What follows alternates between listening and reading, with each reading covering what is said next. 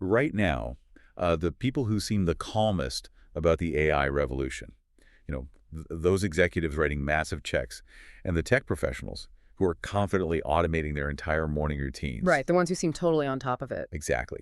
Those people are actually the ones most likely to spectacularly fail. Yeah. I mean, if you have been looking at your screen lately feeling this bizarre, almost physical mix of frantic anxiety and excitement about artificial intelligence, you are actually feeling the correct response. Yeah, that tension is completely warranted. It really is. So today, we are taking a deep dive into the source material to unpack exactly why smart people are panicking so badly about AI.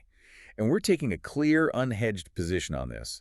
We are going to examine the psychology of this panic, the outright denial, the frantic control grasping, and, the performative adaptation that masquerades as competence. And I think it's important to clarify right up front that today's deep dive isn't really about the technology itself. It's about the human reaction to it. We are looking at how our brains and, well, our nervous systems are biologically wired to mishandle this exact type of rapid and visible disruption. Because when the ground shifts underneath us, our bodies react before our conscious minds even realize what is happening. And to get to the bottom of this, we're looking at a pretty massive stack of sources today.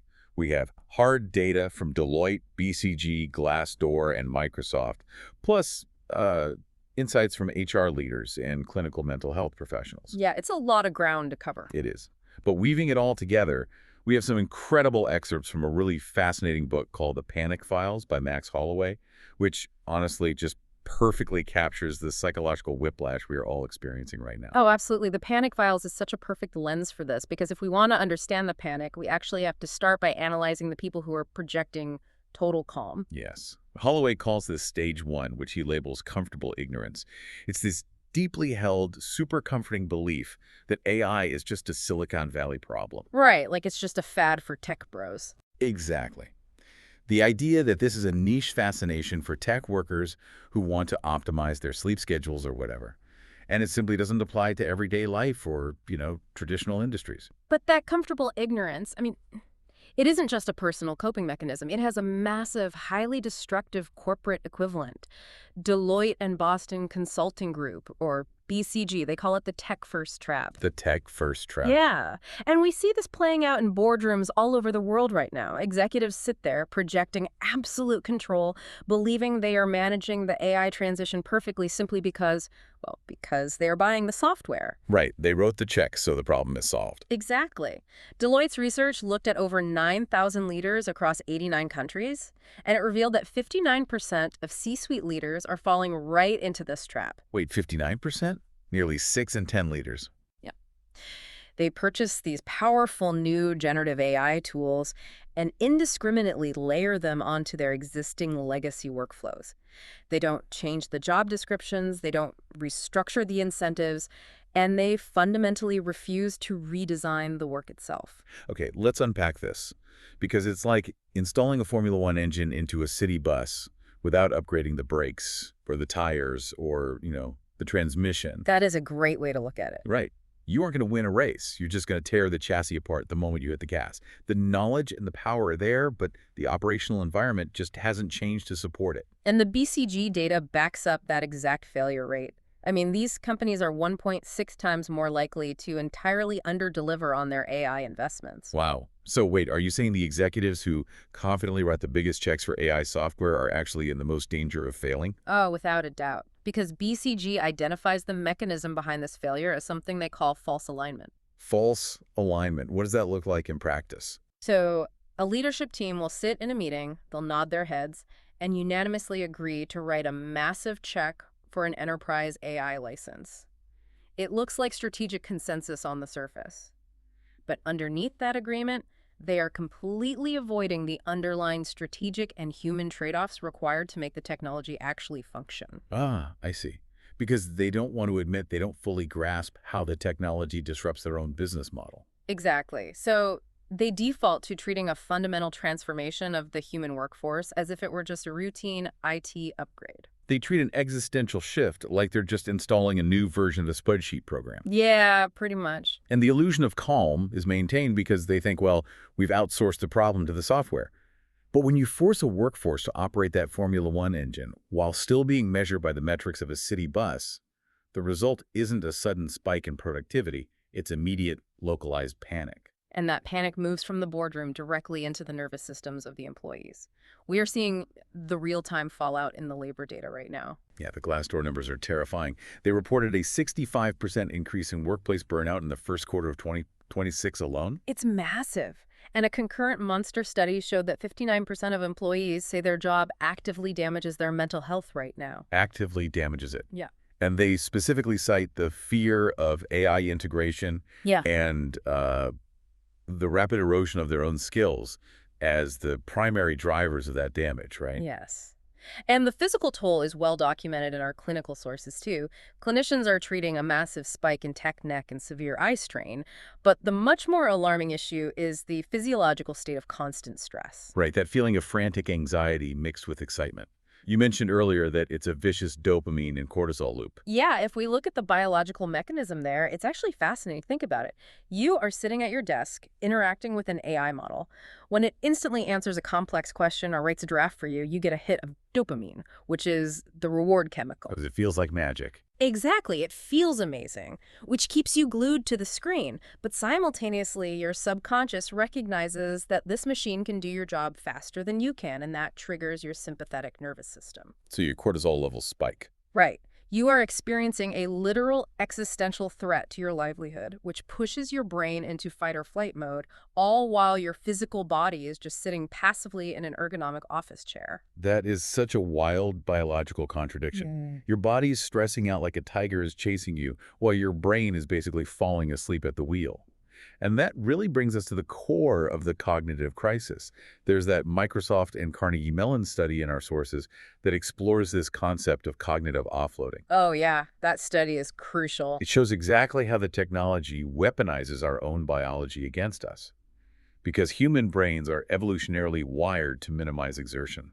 Thinking deeply burns calories. So when we are handed a tool that can instantly execute executive functions. Like synthesizing a massive report or drafting a difficult email. Exactly. When we can offload that, our brains naturally leap at the chance to save that caloric expense.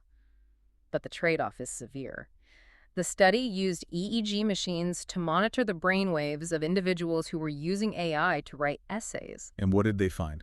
The participants who used the AI passively, meaning they just accepted the initial outputs without significant revision, they exhibited weaker neural connectivity and measurably lower cognitive engagement than those who wrote the essays themselves. Okay, but let me push back on that for a second, because the pushback is usually pretty predictable here. Isn't the entire point of human progress to make things easier on our brains? I mean, we don't manually calculate long division anymore because we have calculators and society hasn't collapsed. Yeah. If the output of the AI is functionally good, why is offloading work to an AI a bad thing? It just seems like basic efficiency. This raises an important question, and it really comes down to the critical difference between low and high metacognitive capacity. Metacognitive capacity. No. Yeah. Metacognition is your ability to evaluate, monitor, and direct your own thinking process. When you use a calculator for long division, you still possess a fundamental understanding of the underlying mathematics. You are offloading computation, not judgment.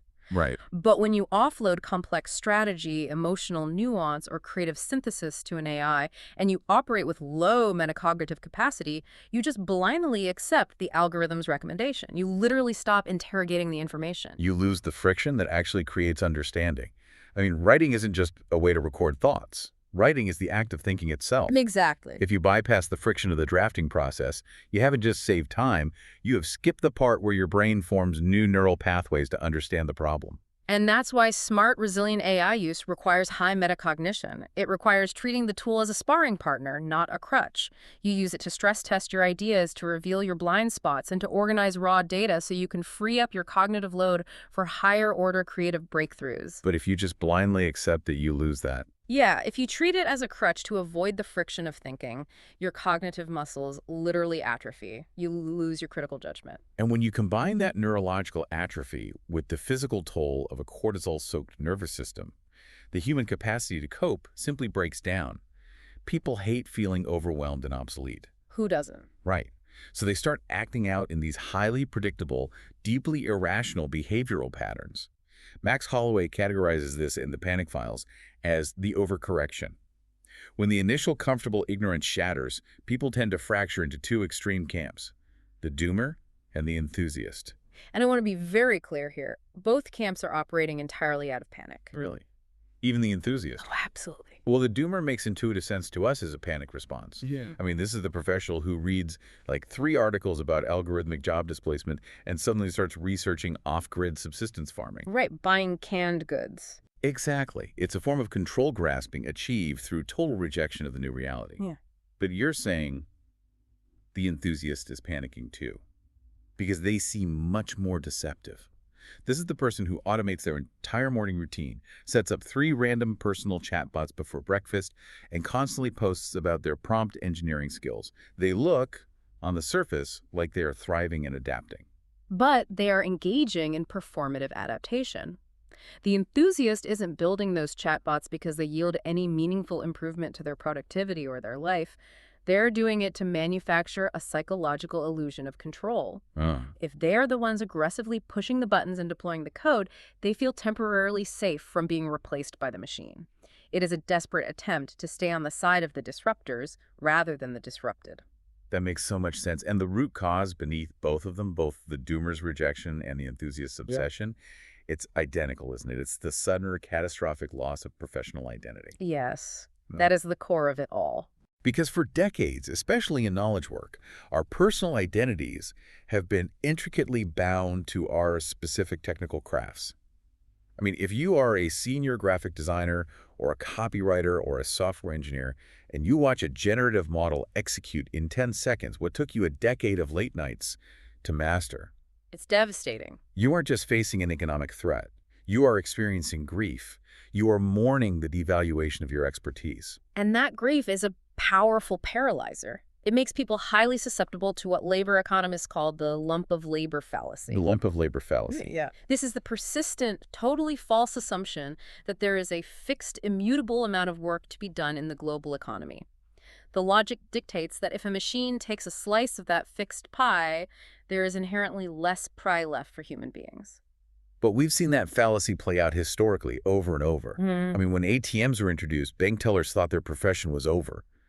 But because ATMs made it cheaper to open new branches, banks opened thousands of them, and the actual number of human bank tellers increased. The technology didn't just consume old work.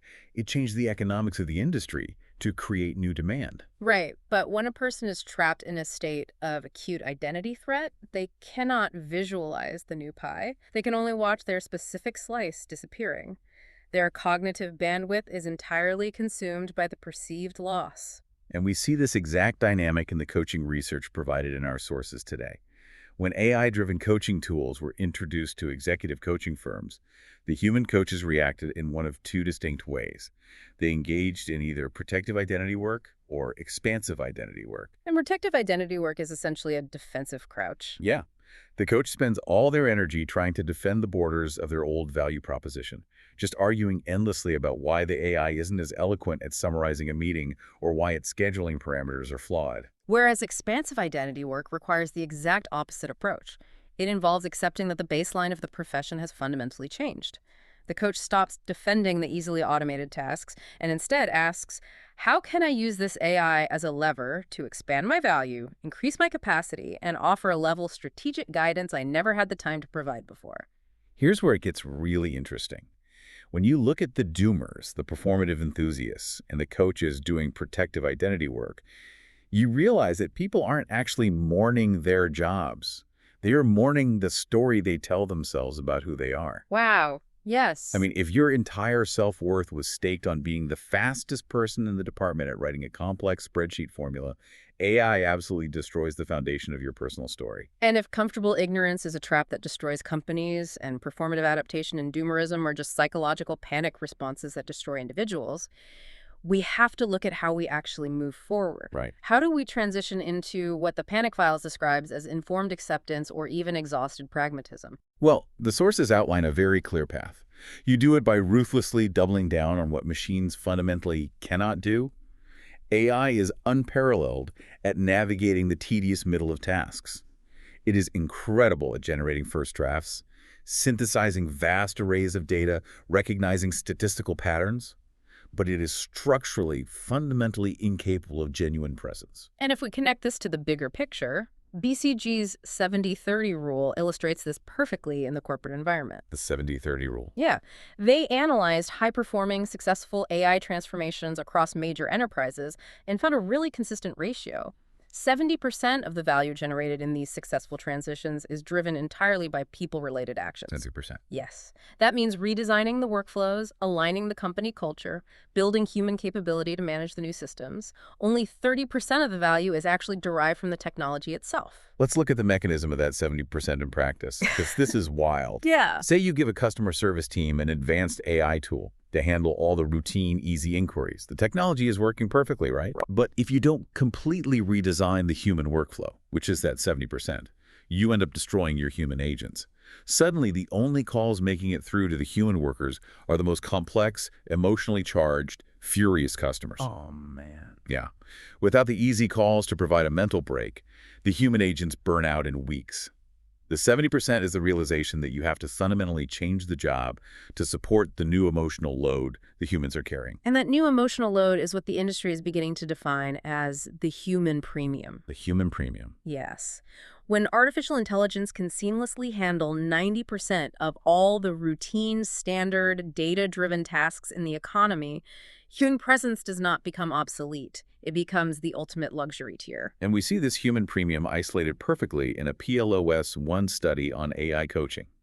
The study deployed AI coaches alongside human ones, and the results were deeply revealing. The AI coaches were rated as excellent at procedural clarity. They're great at the logistics. Flawless. Flawless at setting up SMART goals, tracking daily progress, providing perfectly timed, structured reminders. But they utterly failed at creating an emotional bond. They completely lacked coaching presence. Because the participants in the study reported a distinct lack of empathy, an inability to build genuine trust, and ultimately a total failure to generate deep motivational engagement. The AI could provide the exact logical steps required for success, but it could not provide the psychological safety, the shared vulnerability, or the accountability required for actual human transformation. Because the users knew the machine didn't actually care if they succeeded or failed. Exactly. You cannot fake the human experience. You really can't. The sources outline exactly what humans are actually for in an automated era.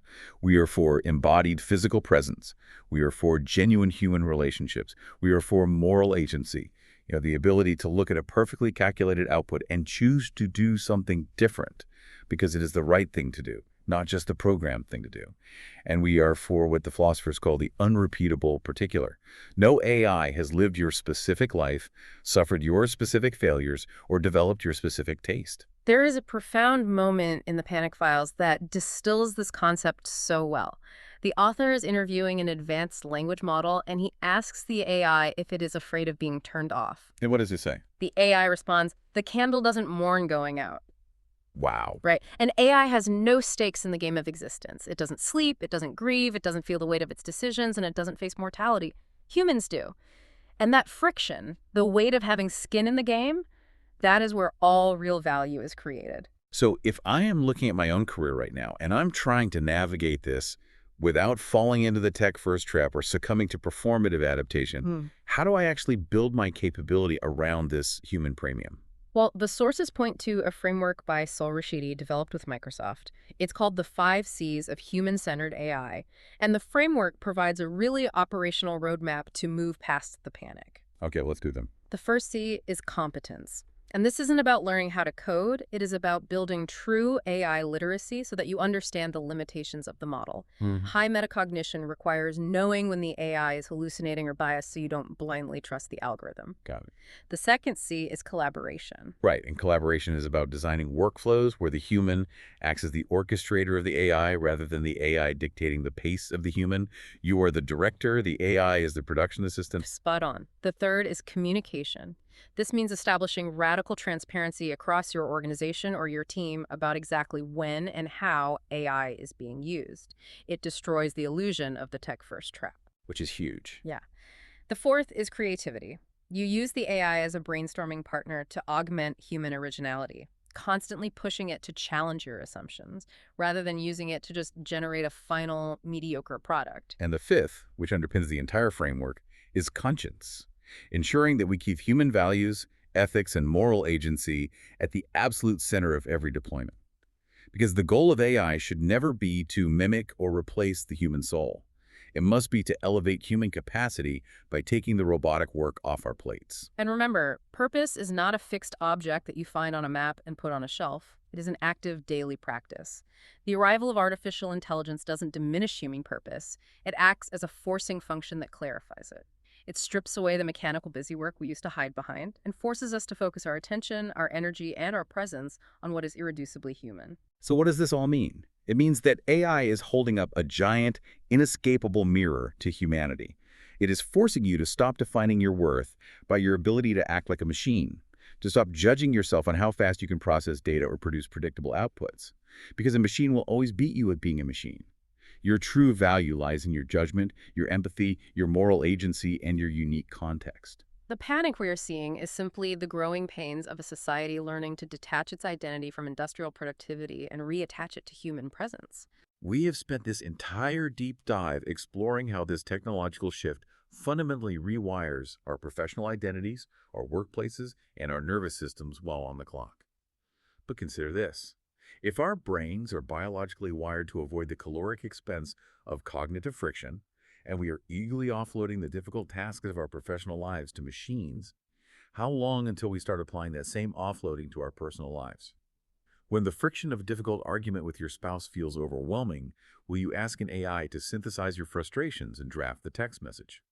If we automate away the friction of our relationships to save our cognitive energy, do we risk automating away the very friction that makes those relationships real in the first place?